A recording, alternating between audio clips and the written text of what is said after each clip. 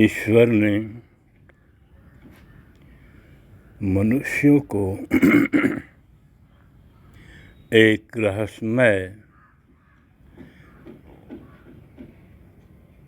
Powerful शक्ति मन के रूप में प्रदान किया है। यह मन के द्वारा मनुष्य बार बार जन्म मरण के चक्कर में बंधा रहता है और यही वह मन है जिसके द्वारा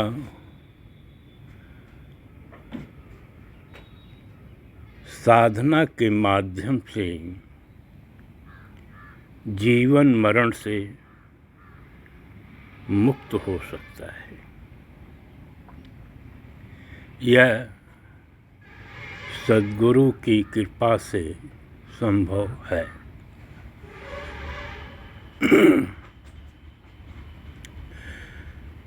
हमारे मन में दो शक्तियाँ हैं। मन के दो भाग हैं। एक मन वर्तमान में सदैव चंचल रहता है। यह क्रियाशील है, सदैव क्रियाशील रहता है। इसे हम सामान्य मन का शीर्षक दे रहे हैं। दूसरा है सूक्ष्म मन अथवा दिव्य मन।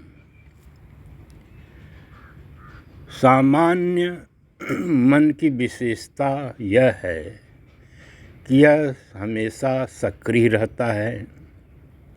हमारे उठने, बैठने, चलने, बोलने और न बोलने से मन में कुछ न कुछ विचार आते रहते हैं।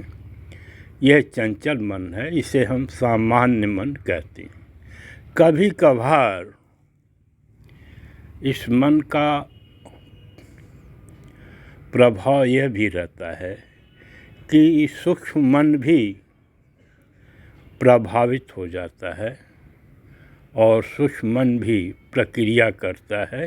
ये कभी कभार ही अवसर आते हैं, वो भी जो अभ्यस्त हैं, जो मन से विशेष वर्क लेते हैं, ये उनके लिए। सूक्ष्म मन यह वह मन है जो साधना के माध्यम से उपलब्धि होती है। यह प्रकट स्वरूप है। वो अंतः विचार है। यह सीधे परमात्मा के माध्यम से प्रसारित होता रहता है। ये भी अभ्यास की आवश्यकता है। ये साधना से ही उपलब्ध है। इसे हम दिव्य मन कहते हैं। दिव्य मन इसलिए कि इसमें ईश्वरी बात से संबंधित बातों का आवागमन होता है।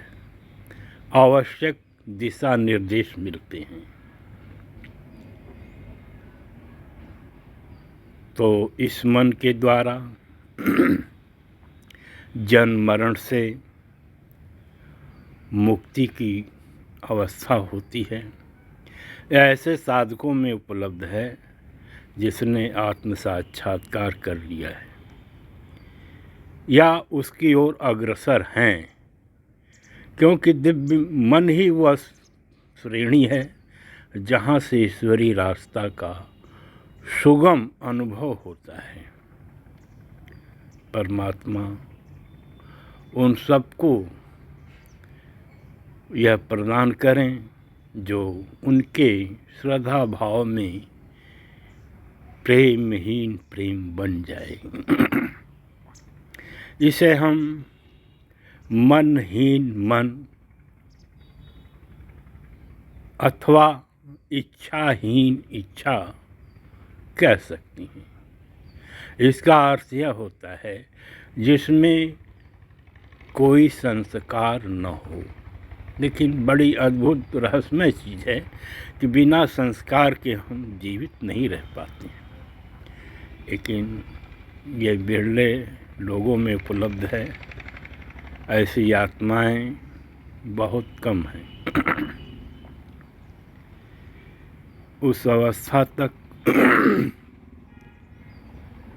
पहुंचने में सद्गुरु की कृपा अनिवार्यता है।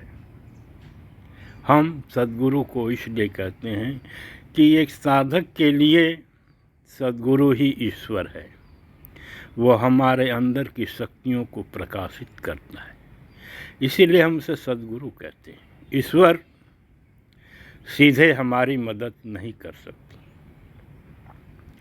सद्गुरु के माध्यम से हमें ईश्वर की भी अनुभूति होती है।